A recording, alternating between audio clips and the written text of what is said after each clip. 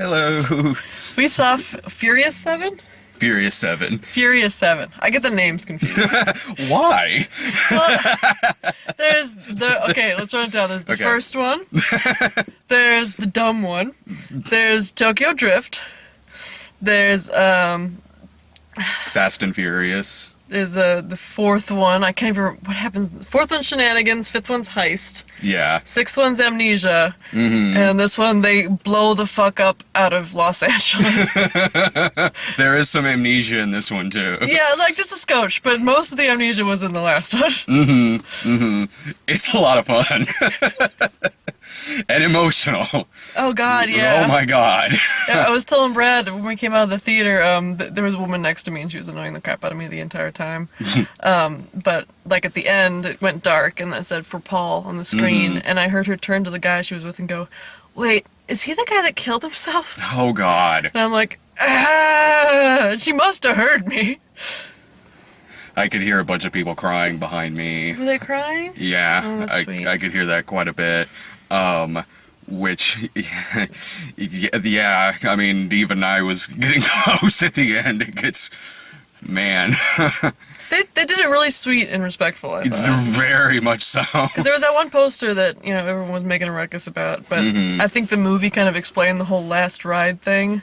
Yeah, because it is a line in the movie. Yeah, and it's kind of like, it's Paul Walker's character's last ride because he's going to become a family man. And he's in the whole movie. He is. I mean... There are a couple scenes where he kind of like bombs off by himself, and you have to wonder that when they rewrote the script, if that's why that had to happen. Yeah, because it very much is Vin Diesel's movie. He really is front and center of this. And yeah, you kind of wonder if this was rewritten to where it's just Vin Diesel in these scenes, and Paul Walker, and yeah, they kind of explain why he's not in certain scenes. And like, meanwhile, Paul Walker's gonna go and hack the cell tower. Bye, guys. I'll be back in a bit. Yeah. And in terms of body doubles and stuff like that, I mean, they did a really good job. Yeah, they did. I mean, there's fight sequences in this where you don't see much of his face, his face or anything like that, but it works. It's not like watching like Game of Death or something like that where they just stuck a cardboard cutout of Bruce Lee's face on an actor's body. It's the scene. It's in a dark, like, was that a parking garage? What were they in? They were in some construction area, and the lights are out, and it looked good. When they tried to sabotage Statham. At the end, when he was fighting the guy, and they were on, like, the door that was sliding down the stairs, and... there was a lot of fighting in the dark in this movie, so you'll forgive me if I... But go on. Remember when he when he tied the rope around the guy and... too slow. Yeah, that sequence. But it's all well done. It's a very well-directed movie. Like, it's for, first time directing an action movie. James Wan, he's a great director, but he's primarily just done horror before this. He does a fantastic job with the action scenes. The action scenes are fantastic. There was a lot of flipping the camera upside down to follow stuff that is also going upside down, and that made me a little nauseous. But I mean, it was well done. It was. So if you don't mind a movie making you nauseous. Because in this, you could, the action is very kinetic. There's a lot of movement with the camera. There's a lot of bouncing back and forth and stuff like that. But this, compared to when that's done horribly, like in Taken 3 or Die Hard 5 or something like that, where it's just like they just shot a bunch of shaky shit and stitched it together, and hopefully you can make heads or tails of what's going on. You can't. In this, there is still fluid. There's still, like, point A to point B to point C fluid movement of these action sequences. Yeah, you can actually tell what's going on and where these people are in relation to each other. Yeah, absolutely. And it's so cartoonish and it's great.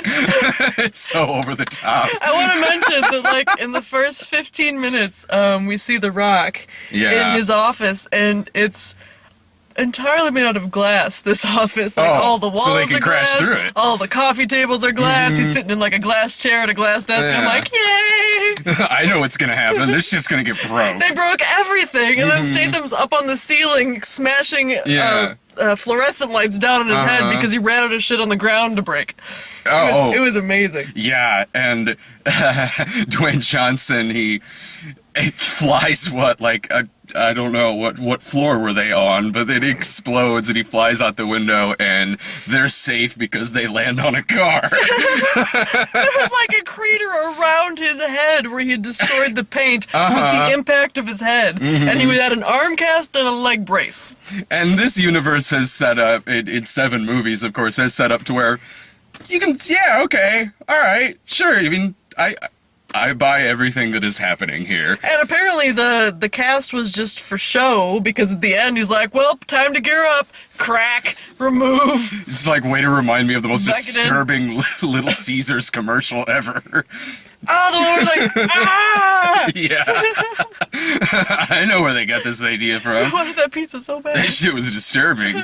And then at the end, when like Vin Diesel's in the car that goes off of the parking garage at the end, and they're like, no, and they're trying to bring like, is he dead? No, and it's like, well, this is hardly the worst thing that he's fine. This is not the worst accident he's been in this entire movie. Yeah, they tried CPR and that didn't work, so they monologued him back to life. Yeah.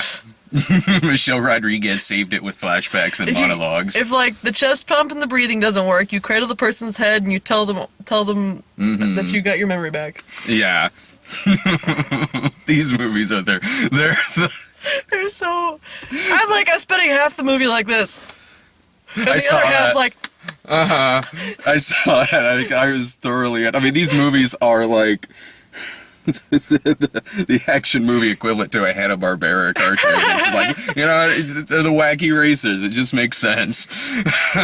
And Statham is great. Jason Statham is great because Jason Statham is kind of like... It's like in the wrong movie. I know, almost. kinda, yeah. The Statham part's like, this seems like they just interrupted a Statham movie in progress. Because if you look at it from his point of view, it's a Statham movie. It's his brother was murdered by this gang of, crippled by this gang Yeah. of hooligans. So he's extracting revenge. Yeah, from Statham's point of view, yeah, this is, I've seen this Statham movie before, except he's a bit more evil in this one. Like, when you first, it's the opening scene in the movie, when you first see him, he's talking to his brother in the hospital.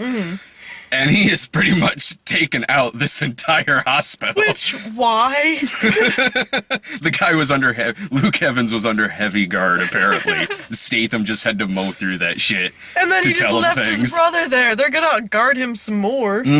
Whatever. It was still fun.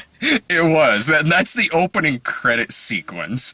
So, like, when Toretto and Statham are fighting at the end, it's sort of like, I'm very confused as to who to root for here, because, like, okay, yeah, like, Dominic Toretto, yeah, he's the protagonist in this, but I'm so used to rooting for Jason Statham in so many of these movies, and like we said, from his point of view, this is just another Statham movie in his eyes. I was just rooting for them to continue punching each other in the head forever. With wrenches, pieces of broken car. Just bouncing each other's heads off of, concrete pillars.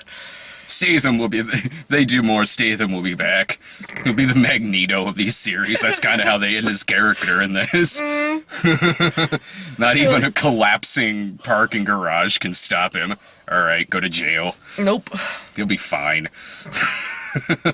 They brought Lucas Black. Lucas Black. They brought Lucas Black back for a minute. He looks exactly the same. Well, I mean, yeah. He's a little more craggy, but I mean, other than that. He doesn't look like, because in Tokyo Drift, he's a high school student. Well, And, but, whatever. Okay. he didn't show up with a mustache and a cane, I still bought it. Yeah. I mean, I liked how that tied. I was disappointed that he's not in the rest of the movie.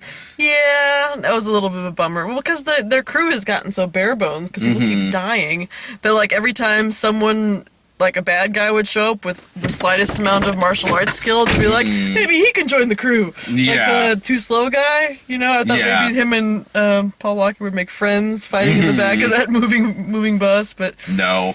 Then dies. Pull the dick move. Yeah, he pulls the dick. It's the part you see in the trailer where he's outrunning the bus falling off the cliff. Yeah. Because awesome. The back of the bus is locked and the front of the bus is sliding off of a cliff. So he runs to the front of the bus, goes out the door, climbs over the top, and runs off of it. Meanwhile, Michelle Rodriguez drives her car around because she can tell, with her action movie sense, that he's barely not going to make it. So she swings her car around so that he can grab the spoiler and pull himself to safety. Because fuck yeah. There's a lot of people gauging exactly where stuff is going to be on a moving vehicle in this movie, including people that would not have any knowledge of how to do so, like little hacker girl. Yeah. Being able to like jump out the window of one car through the window of another car when they're going like this. It helps when it's in slow motion. They did slow it down for her. Yeah, you could really time those things much better when it's super slow. I learned that in playing Grand Theft Auto 5. You put it in slow motion, it's very easy to make some of these turns. And to shoot the guy on the motorcycle next to you.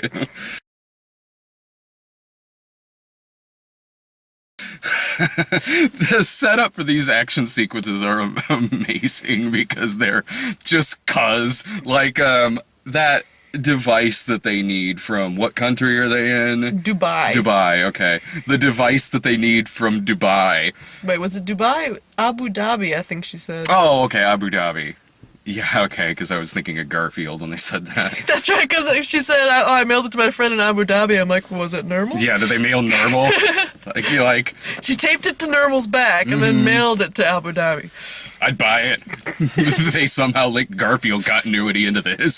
So they've got to like break into this like high security prince's party to steal a MacGuffin off of a car. Yes. And the second you see that, you're like, oh, they're stealing that car. I know where this is going. This is the part in the trailer where they're going to drive it from one skyscraper to another, because that's just what you do. And they do, but it doesn't end there. Oh no, they do it again. There's like 3 skyscrapers in a row, and in the middle skyscraper, they lose their brakes. No brakes! Well, only one thing to do. No! Oh shit! But it's so lucky that they hit a floor each time, and not like, they're say, very lucky. The floor in between some floors. Yeah, they would. You know what? Even if they did, they'd still survive that shit. Survive falling off a cliff, or they'd be fine. Yep. Turns out the only thing you need to survive falling off a cliff is some sweet roll bars. But the setup of that action sequence is great because all they're doing is just going to Abu Dhabi. Like, we need this device. I mailed it to a friend of mine. Let's go get it. So they find the friend, and he's like, "Ooh, I accidentally sold it. It's in this high-tech security building that we must now break into." Okay. And the prince with his fleet of female security guards and his gigantic fuck-off lady bodyguard. Oh, which yeah. She was a delight. Yeah, she was in, she was also in Expendables 3. Oh, was she? Yeah, she was one of, like, the young people that they brought on in it. Of the young people that they brought in on that movie, she was the better one. Because she's not waifu. She's, like, built like a brick shithouse, but still hot, you know. I think she's, like, a UFC fighter or something in real life. I think so, something like that. If I'm wrong, I'll be corrected, but it's something like that. And you can tell. And yeah, her and Michelle Rodriguez have like one of those awesome girl fights where it's not like, pulling hair and it's like punching each other in the head. Oh, yeah. There's knives and shit. So much punching in the head in this movie. More broken glass. Yeah. There's a lot of broken glass in this. Breaks it through a coffee table. Breaks it through a coffee table. And just when you think you're in trouble, Dwayne Johnson might show up with a Gatling gun to just shoot down a helicopter. Woman, I am the cavalry. I am the cavalry. And if that doesn't work, it's okay, because Dominic Toretto will fly his car up to said helicopter to attach bag of grenades. But yeah, just like lightly hook it as he's driving by. And, well, there's absolutely no time to pull the pins on the grenades when you do that. Obviously. But luckily, Dwayne Johnson's got his revolver with him. Boom, boom, by Jaimin Hunsu. Has gauged the situation exactly, knows that there's a bag of grenades now on that helicopter, and is able to pull out his gun and shoot them. That's because he's a huge fan of The Transporter 2, in which Statham gets rid of the bomb underneath his car. Oh yeah, he like flips it and slides it. Chink. Ah, yes. I love this kind of movies. Me too. When they work, they so work. When they don't, they're taking 3. But this movie is, I mean, at this point, there's 7 movies. You know what you're getting into when you see it. If you go into it and you leave it and you're just a cynical asshole, then you're just an asshole. Like, why are you even there? Why? You're just there just to make yourself mad. Like It's, those 2 people behind us that were discussing their groceries towards the end of the movie. I missed that. Ugh. They were talking at like regular levels. I was like, you hate to turn around and glare at someone in a movie like this, especially since I've been yelling stuff at the screen the entire time. But it's like interjections, you know, like, ah, come on, or ah ha ha ha, you know, not, you know, whole conversations about what we should pick up at the grocery store when we're done watching the movie. I didn't hear any of that. The lady who was sitting next to you, I didn't know if you knew her. The reason why I say is because when we first sat down, I got up to go use the restroom. When I came back, there was a lot of people there at the movie. No one else in our aisle, though. But no one else in our aisle except for you and that lady who was sitting right next to you. So I'm like, so Sarah invited her friend from work? And I'm like, who is this? And then I sat down and you didn't say anything about the girl next to you. So I'm like, I think that's bizarre. This is like, do you mind if I sit next to you in this entire row? She didn't even ask that. She she walked up, like looked pointedly down at where you'd like arranged your little popcorn and stuff. Yeah. And I'm like, oh, the seat's taken. And she's like, oh, okay, I'll sit here. And then just walked over and sat down next to me. I'm like, oh, okay. I guess because the buffer seat is a courtesy, but you know, if I can't exactly expect someone not to take the buffer seat, I suppose it still seems bizarre. Yes, it seems like a faux pas, but yeah, because like we've been doing this for however many years now. That's the first I've seen that happen. I mean, yeah, when it's like the Hunger Games or something, and there's hardly an empty seat in the house. Yeah, you're gonna end up next to somebody. They're like 50 Shades of Grey, where it's like, it's a necessity. This was not a necessity. This is just some blonde lady being weird. And she was the lady who said, oh, you see the guy who killed himself. What the fuck? Okay. That's like... Jesus Christ. That's 3 wrong statements. And yeah. Well, 2 wrong statements and obvious ignorance. Yeah. Jesus Christ. What did you think of it compared to the others in the series? I liked it. The problem being I still haven't seen 5, because when we watched them all back to back to back to back to back, 5 is the one I accidentally fell asleep during, which is a bummer because apparently it's the best one. So I bought it on DVD. I just haven't gone around to watching it yet. 5 is awesome. 5, I would say that 5 is probably the best out of all of them. I think the worst ones are the first 2, which is rare to say about a series that's gone this long, that the worst ones are the first ones. Yeah, I'd say it's not as good as 6 for me, but that's just because there's no Han in it, and he was my favorite. Yeah. Did you know his last name was Solo?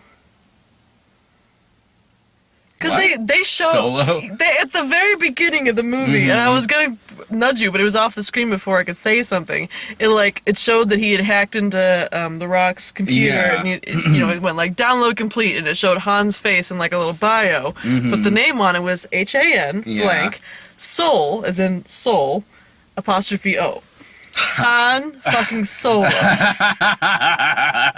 So like I thought maybe it's in the 5th one, and like I'm the last horse crossing the finish line, but I missed that. That is dumb and marvelous. Yeah, and that character originated from a movie that's not a Fast and the Furious. I'm not talking about Han Solo. I'm talking about Han in Fast and the Furious movies. It is to the Star Wars Holiday Special. Oh, I see. And it's Better Luck Tomorrow, I think is what it's called. It's a Justin Lin movie, and it's not an action film, but the I've seen bits and parts of it. What I've seen of it's actually pretty good. But that character originated from that movie, and then when Justin Lin took over directing the series, which was 3, he's like, well, I'm gonna bring in one of my characters in my other movie. Let's bring in Han. And Han's the best. Yeah. And Giselle are like the best. Okay. Speaking of relationships that happen kind of in the sidelines, did you get the impression that Ludacris and Little Hacker Girl ended up together at the end? Not really. Because they kind of like there were slight moves happening in like that one part where they're both in the basement hacking, Yeah. and the guy comes down and he like punches him unconscious. She kind of had this look like ooh. Oh, okay.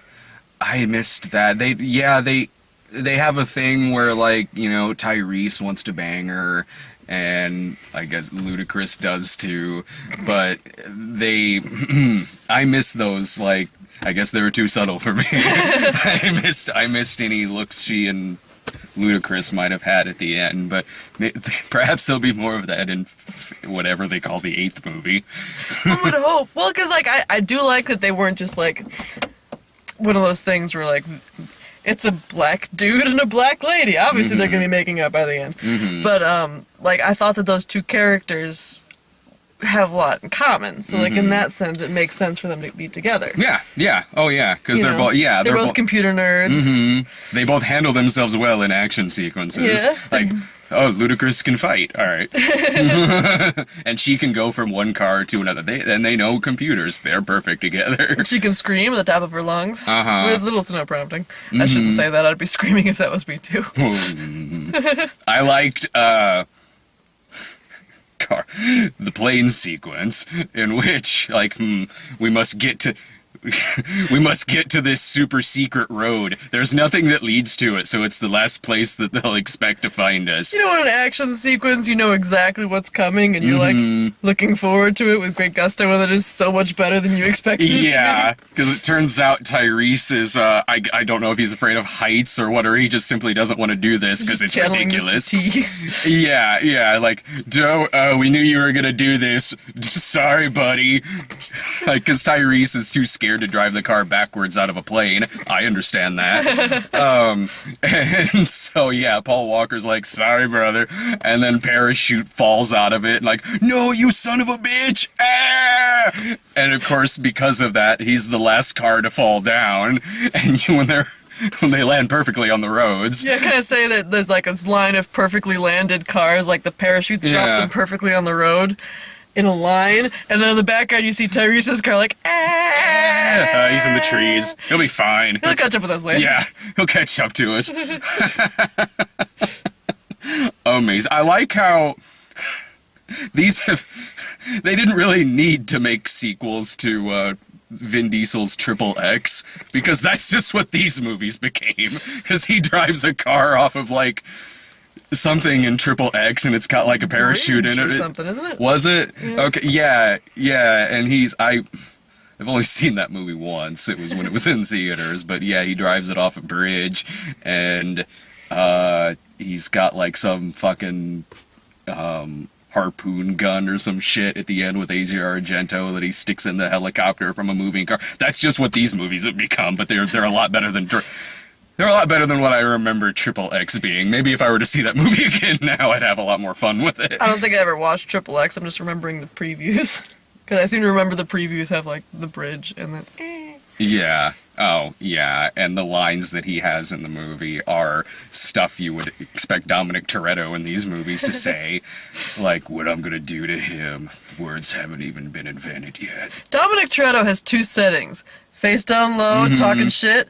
Face up high, talking some deep shit. Or wanting a Corona, which they have! Luckily enough, it was in his file that he loves Corona so much. Uh-huh. It's just like in a bucket of ice hiding behind like this crate. Yeah, it's Kurt Russell, like, they're at super secret CIA headquarters. Kurt Russell says to Toretto, like, let's get a beer. And they're in, this freaking hangar with all these high-tech CIA shit going around. Like a table full of kegs of beer. Yeah, he's like, Kurt Russell's, Belgian ale, nothing better than this. Vin Diesel's, more of a Corona man. Which you could probably... Oh, do tell! Well, Clink, which maybe that wasn't in his file, because why wouldn't Dominic Toretto be a Corona man? I just figure he's got buckets of every single kind of beer behind this crate, so you'd be like, oh, Blue Moon! Clink. Yeah. Casper Luhrmann? Clunk. Wow, It's Stag. like a wooden bucket full of cans. I didn't expect you to say Stag. I don't have that. It's because Brian bought all of it. Brian's been all about the shandies lately. Oh yeah, he has been about the shandies. All about the shandies. Mm-hmm. Yeah, what was that flavor that he got? It's like grapefruit flavored Wasn't beer. bad. It wasn't bad. I just remember him being like, I can't eat this shit for breakfast, but in a beer, it's amazing. I am the exact opposite of that statement. You don't want it in beer, but you eat it for breakfast? Yeah, like a half a grapefruit with just a shit ton of sugar on there to negate any healthiness. That's... And then a little bit of salt. I don't know if I've ever actually done that. That's just something that I always see in movies all the time. It's actually really good. Is it? Uh-huh. I'll have to try it sometime. I've only had grapefruit and a shandy. Thanks, Brian. I recommend this. It was a lot of fun. Like I said, but by now you should know whether or not you want to go see a movie like this, and if you've liked the others in the series, especially the last few, yeah, it's definitely worth checking out. It gets emotional at the end of it. They show like a clip of all the like tiny baby Paul Walker from like the first movie. Yeah. It's really sweet. Mm-hmm. And they're kind of just like he's on the beach playing with his family, and it's kind of like, you know, effervescent. Mm-hmm. And you kind of feel like, oh, you're leaving him in heaven. And then he, you know, drives off. But then Paul Walker chases him in his car, and they have one last ride. Yeah, I never thought I'd say about a Fast and the Furious movie, there wasn't a dry eye in the house at the end of it. But yeah, it's really respectful. It's really good. They do a really good job editing this and making it pretty tight. I mean, yeah, everyone knows what happens. So well, apparently they don't compared to what you said about the girl next to you. But so yeah, when you're watching it, yeah, Brian O'Connor is much more of a supporting character in this than say in the other movies. But he is in the whole movie. There's really no weird issues there. There's no bizarre editing or anything like that.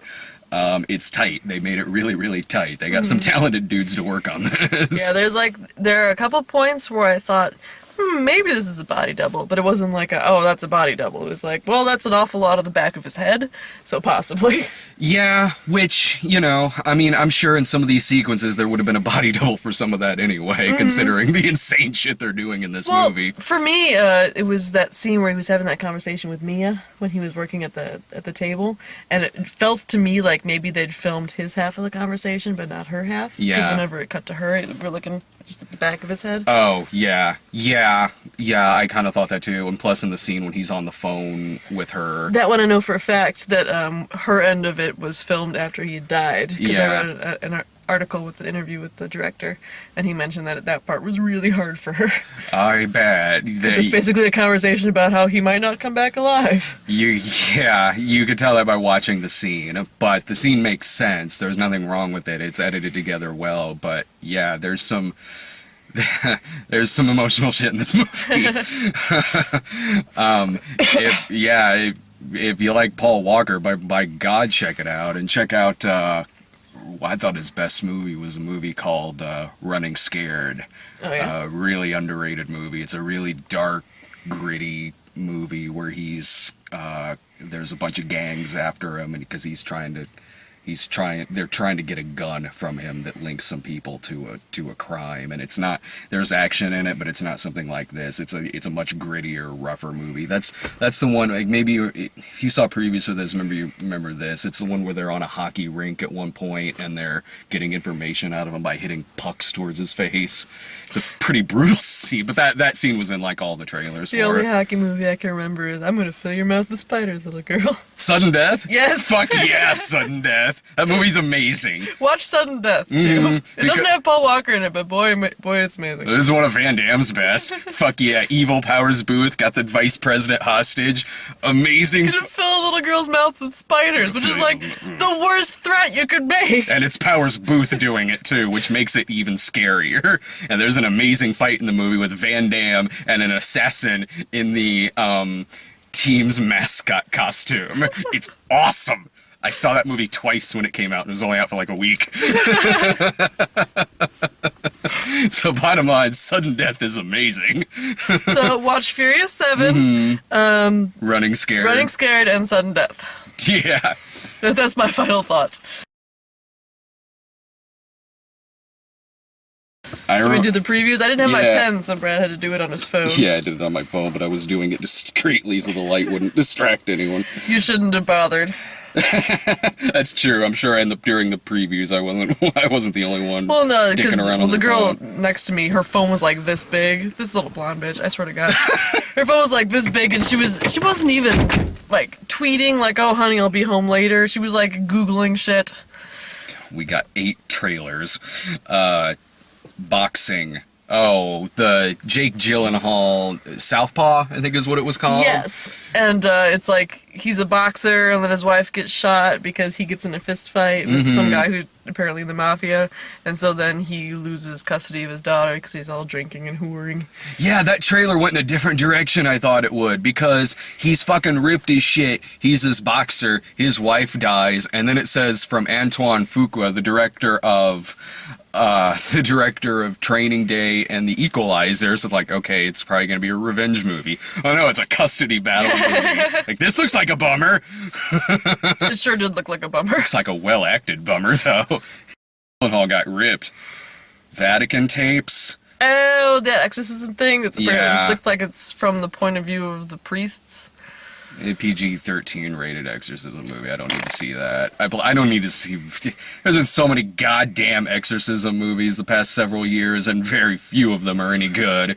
And this looks like more of the goddamn same. It's like they're hitting all the greatest hits. She's got like the stigmata. She's got Yeah. like connect the cuts. She's doing like the backflips. She's hiding in the rafters. All of that is in this. Like, at least, like... The last exorcism movie I think I saw was Deliver Us from Evil, and at least that was, like, it wasn't very good, but at least it was also a dark cop movie. I think the last exorcism movie I watched was The Last Exorcism. No, it was The Last Exorcism Part 2. Oh, that's right. The second to last exorcism. Before that, for me, it might have been The Devil Inside. Avengers 2. I just wrote down Spader. Got no strings on me. There's significantly more Spader in this trailer. Yeah, which although made it significantly awesome. less tiny little girl singing Got No Strings. Yeah. I didn't like this trailer as much as the first one that I watched, but this movie still looks amazing. Oh yeah, it looks like a blast. I was down with this trailer because there was significantly a lot more James Spader being creepy and terrifying. I can't wait.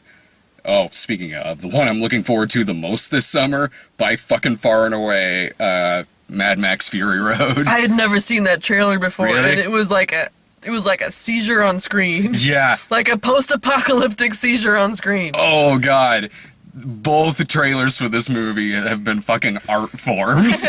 Like, holy shit. Like, when you think it won't get more insane, it does. You got crazy fucking bad guy with teeth mask, and then you have fire guitar. What the fuck was fire guitar? Cause why not? It's the apocalypse. This is like cars just covered in spikes. What a lovely day. And like these weird little albino slave children and like ladies that are like, we are not things, but then they're just being passed back and forth like freaking bags of sand. That's the number one thing I'm looking forward to. I cannot fucking wait for that movie. Holy shit. I'm gonna show up to that movie a week early. Spectre. Yes. Awesome. I like that the trailer was all like, it's been a long time coming, because they couldn't finally show Spectre in a Bond movie again. Yeah, and it's Christoph Waltz, too, which means Bond will die in this Well, film. it's Christoph Waltz, and then it's also the guy who plays Moriarty in Sherlock.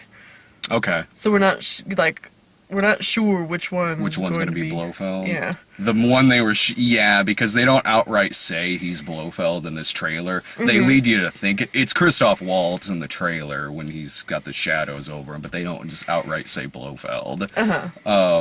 It's a good teaser, and I'm a Bond freak, so of course I'm going to go see that. It's an emphasis on the tease, because they give you, like, no useful information whatsoever. Well, I mean, compared to that teaser we got of...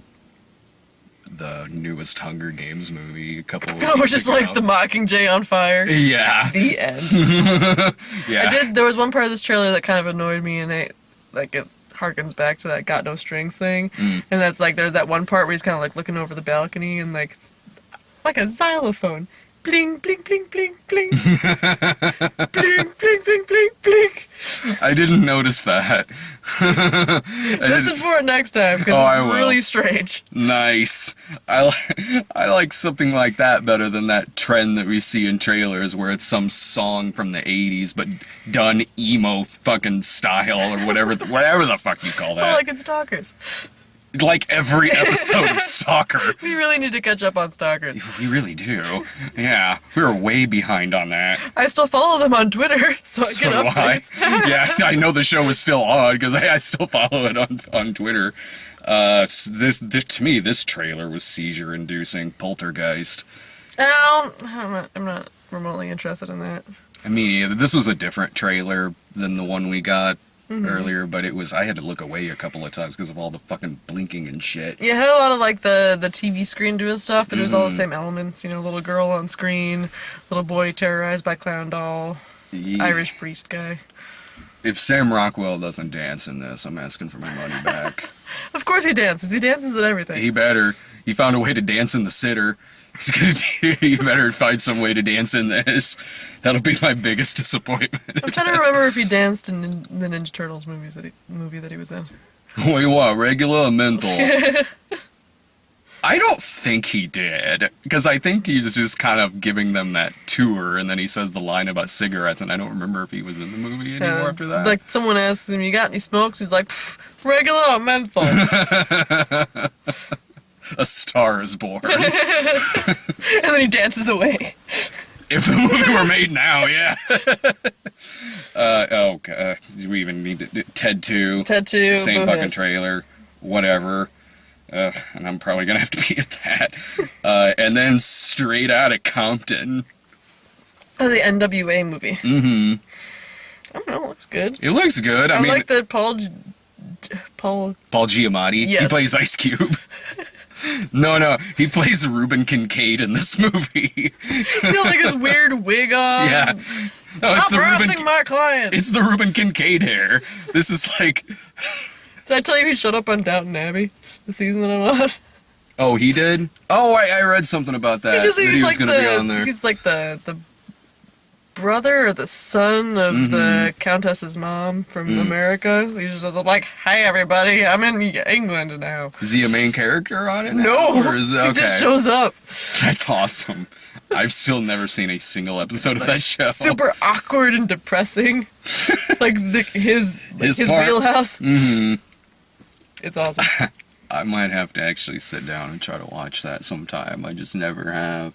I always get distracted by something. One minute I'm watching this on Netflix, and the next minute I'm watching Coach.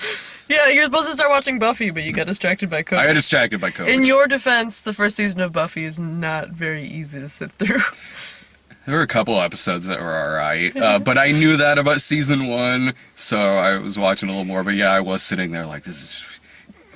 I feel ridiculous saying this is some cheesy shit, but this is some cheesy shit. It gets better, I will say, but if you're going to choose between watching Buffy and watching Downton Abbey, I'd suggest Downton Abbey. Is that on Netflix? I don't think so. It was for a while, but I don't think it is anymore. I can lend you season 2 and season 4. Alright. I'll just read the Wikipedia page for the first season. Yeah, that'll work. I'll mix that in with watching episodes of Bunheads. You might be able to watch the back seasons on Comcast. I got rid of my cable. Oh, I okay. barely use it, so I'm like, I don't need to pay this much for watching shit that I could watch on their website online or on Netflix. Yeah, I didn't have cable for a really long time, and then I got sick of them calling me every freaking other day, offering me different bundles. So they offered me a bundle that was like $6 more than what I was paying. Yeah. And I got free HBO for a year. So I'm just Right gonna on. have it for a year and then cancel it again. Yeah, might as well. Like, this is the first I could, in all of my life, this is the first I could remember not having cable, but there's just other options, you know?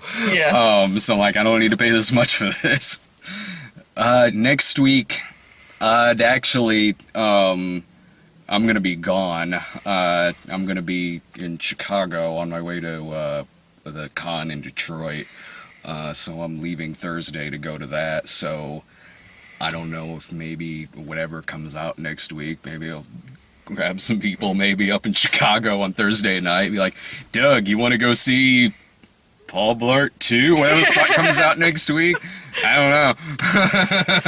So if I don't get around to seeing anything when I'm up in Chicago, I guess once I get back, figure out like what's playing. Let's go see this on Monday. We could watch the Cheerleaders movie. Oh God! There was a theatrical screening of a cheerleader championship, which was the only thing playing. It's a Fathom event, and it was the only thing playing opposite this. And last night I was like, you know, it's worth a shot. Tried to rustle up some interest. At the last minute, I did. I was like, Ryan, Irving, Brian, Dave. It's like, so, cheerleader championships. Anyway, Irving's like, I gotta work. Ryan said yes. Dave said he was busy. Brian thought it was an April Fool's joke. And I'm like, I realize this is the worst possible day for me to send you this text. Once he said that, I was like, shit, it is April Fool's. No, it's a real thing. Genuinely want you to go to the Cheerleaders Championship. I genuinely would love it if you went to this. What did he respond? Because he was like, if you asked me earlier in the week, I probably would have said yes, but this was last night that I texted him, so he was like, I've already made plans. Irving told me to whoever I send, I should send hang on, what did he put? Because I also texted that to, I was like, here's what Irving said, and I texted it to Dave and Brian. Genuinely wanted the person to act creepy. And I feel like if you had just sent Ryan by himself, that would have been a fantastic plan. They're going to be glad they didn't go see that, because that thing was 2.5 hours long. Oh, God. Irving said, somebody should go and bring Jergens lotion and a box of tissues. Just one in one hand, one in the other. It would have been great sending Irving and Brian, the two most bearded people on the site, to that. All right, I think I'm out here. On that Cheerleaders have gone through everything. Cheerleaders, jack it off jokes. Yep. See ya.